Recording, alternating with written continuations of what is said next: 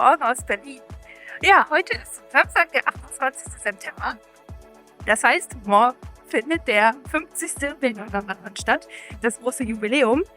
Und eigentlich wäre ich selbst als Läuferin dabei gewesen, kann aber leider wegen einer Verletzung nicht teilnehmen. Und da dachte ich mir, das wäre doch eigentlich mal die perfekte Gelegenheit, den Berlin-Marathon aus einer anderen Perspektive mitzunehmen. Und zwar bin ich dieses Wochenende einfach mal als Volunteer dabei.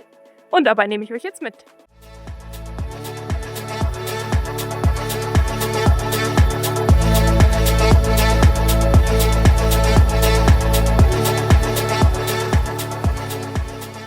Bevor mein Volunteer-Einsatz am Sonntag losging, sind wir am Samstag erstmal zum Brandenburger Tor gelaufen, dort wo man immer auf den letzten 100 Metern ins Ziel einläuft beim Berlin-Marathon. Und da es sich um einen Jubiläumsmarathon handelt, gab es dort auch eine Ausstellung über 50 Jahre Berlin-Marathon, die wir uns eigentlich anschauen wollten. Aber leider war die Schlange so lang, dass wir uns entschieden haben, direkt erstmal zur Marathon-Expo zu laufen.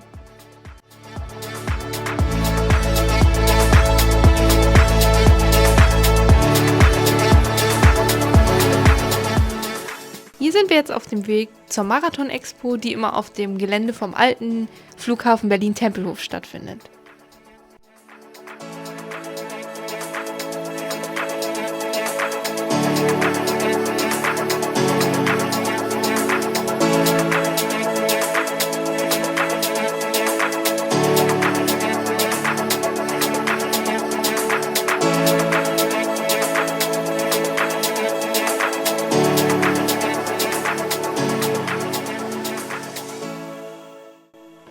Die Expo ist nicht nur für die Marathon-Teilnehmer interessant, sondern für alle Leute, die mit dem Laufen zu tun haben, weil hier gibt es wirklich alles Mögliche, was mit dem Laufen zu tun hat. Es gibt Schuhe, Laufklamotten, jede Menge Ausrüstung, Gels, Laufanalysen, Marathonreisen, wirklich alles, was sich irgendwie ums Laufen dreht.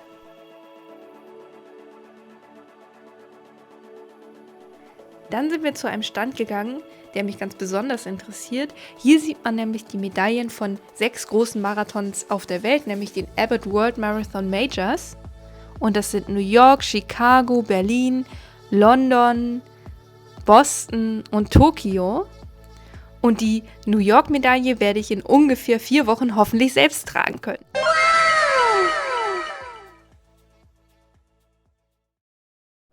Am Sonntagmorgen haben wir dann schon um 8 Uhr die Wasserstände aufgebaut und ganz vorne sind die Tische für die Flaschen von den Eliteläufern, die im Vorfeld ihre eigenen Flaschen abgegeben haben. Und etwas weiter hinten sieht man dann die Wasserbecher für alle anderen Läufer. Wir waren bei der Wasserstation an Kilometer 20, also kurz vor der Halbmarathonmarke. Und der Startschuss für die allerschnellsten Läufer war um 9:15 Uhr. Das heißt, wir haben also damit gerechnet, dass so ungefähr ab kurz nach 10 Uhr die allerschnellsten Läufer bei uns schon vorbeiziehen.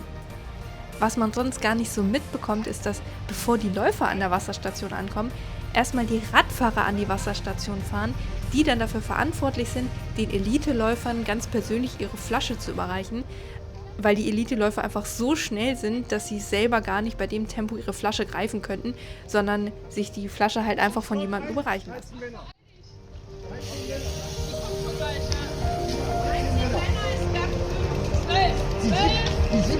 Die 70. Nummer 13. Gab 4. Nummer 13 Männer. Die 13. Nummer 2. 5. Gab 5.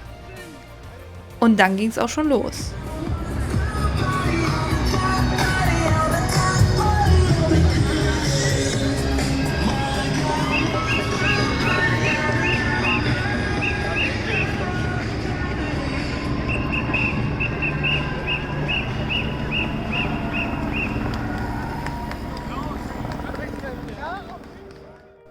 Hier kommen jetzt gleich die ersten Läufer und darunter auch hier in grün der spätere Gewinner, Milcesa Mengesha. Und es war einfach erstaunlich zu sehen, wie schnell diese ganzen Läufer vorbeiziehen, wenn man bedenkt, dass sie schon 20 Kilometer gelaufen sind und noch weitere 22 Kilometer vor sich haben. Und das ist übrigens Bottle Klaus, der persönliche Flaschenübergeber vom legendären Eliud Kipchoge. Mein persönliches Highlight war, hautnah mitzuerleben, wie Philly Bowden an mir vorbeigelaufen ist. Philly Bowden ist eine Profiläuferin aus Großbritannien, die einen eigenen YouTube-Kanal hat, den ich euch hier verlinke. und dem ich schon sehr lange folge. Und sie an dem Tag mal persönlich laufen zu sehen, war echt mein Highlight. Sie ist an dem Tag mit einer Zeit von 2 Stunden, 25 Minuten und 47 Sekunden als 15. Frau ins Ziel gekommen. Und damit ist sie jetzt in Großbritannien auf Platz 9 der schnellsten Marathonläuferinnen. Und es war einfach so schön, diesen persönlichen Erfolg für sie an dem Tag hautnah mitzuerleben. Über einen Zeitraum von ungefähr 5 Stunden musste man quasi im Sekundentakt die Becher an die Läufer weitergeben. Und wie ihr hier seht, war das besonders schwer bei den ganz schnellen Läufern, die am Anfang vorbeigekommen sind.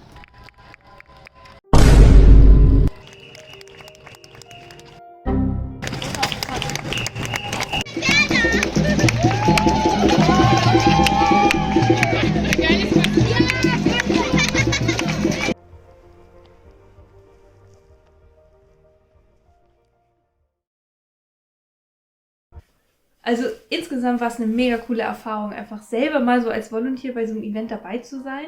Und es gab sogar eine Medaille, damit habe ich gar nicht gerechnet. Also es gab auch für die Volunteers eine Medaille und eine Jacke.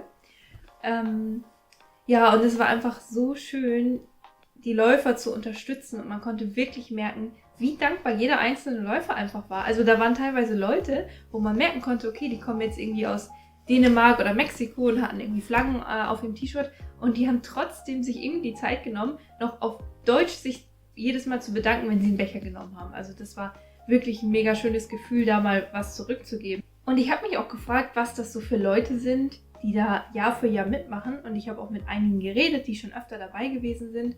Und einige haben mir erzählt, dass sie halt auch selber solche Wettkämpfe laufen, aber jetzt noch nicht bei so einem großen Event wie dem Berlin-Marathon selber mitgelaufen sind, aber einfach sozusagen Teil von sowas sein wollen und deswegen als Volunteer mitmachen. Und das fand ich irgendwie auch total schön, dass man dann sagt, man läuft nicht selber mit, aber möchte gerne irgendwie Teil von so einem Event sein und hilft sozusagen deswegen den Läufern da, dass sie gut über die Strecke kommen und gut verpflegt sind. Also wirklich ein großes Lob hier auch an der Stelle nochmal an all die Volunteers, die das Jahr für Jahr mitmachen, weil ich habe gemerkt, es war echt anstrengend. Also es waren ungefähr 5 bis 6 Stunden ohne Pause, wo man im Sekundentakt den Läufern immer Becher für Becher geben musste und man hatte eigentlich gar keine Zeit, sich da mal zwischendurch auszuruhen. Also wirklich großes Dankeschön an die Leute, die das jedes Jahr machen.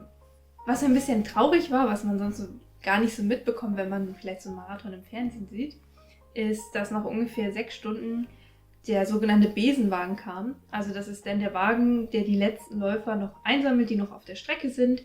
Man hat aber ja bei so einem Marathon oft nur eine bestimmte Zeit, in der man bis zum Ziel kommen muss. Das waren jetzt 6 Stunden und 15 Minuten beim Berlin-Marathon.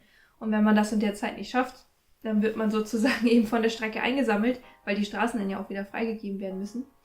Und das war schon so ein bisschen traurig mit anzusehen, dass dann Läufer kamen, wo man schon gesehen hat, okay, gleich kommt da hinten der Besenwagen und die werden dann eingesammelt. Einige sind auch noch weitergelaufen, obwohl es für die dann keine Verpflegung mehr gab, keine Wasserstation, keine Gels und am Ende auch keine Medaille im Ziel. Und das fand ich auch bewundernswert, dass manche Leute trotzdem einfach noch weitergelaufen sind, auch sozusagen neben der Strecke auf den Fußwegen, um trotzdem noch irgendwie sagen zu können, ich habe den Berlin-Marathon gefinisht. Würde ich es noch einmal machen als Volunteer? Ich glaube ehrlich gesagt eher nicht. Also es war wirklich eine tolle Erfahrung, das mal erlebt zu haben, beim Berlin-Marathon als Volunteer dabei zu sein. Aber ich glaube, beim nächsten Mal würde ich gerne wieder lieber auf der anderen Seite sein und selbst als Läufer dabei sein. Ja, und das ist ein gutes Stichwort, denn für mich geht es in ungefähr 3 Wochen zum New York Marathon. Und da werde ich auch vom Training noch, aber auch vom Lauf selber natürlich einige Videos aufnehmen und hier hochladen. Also wenn euch das Video gefallen hat, dann würde ich mich freuen, wenn ihr den Kanal abonniert und seht, wie es weitergeht. Bis zum nächsten Mal.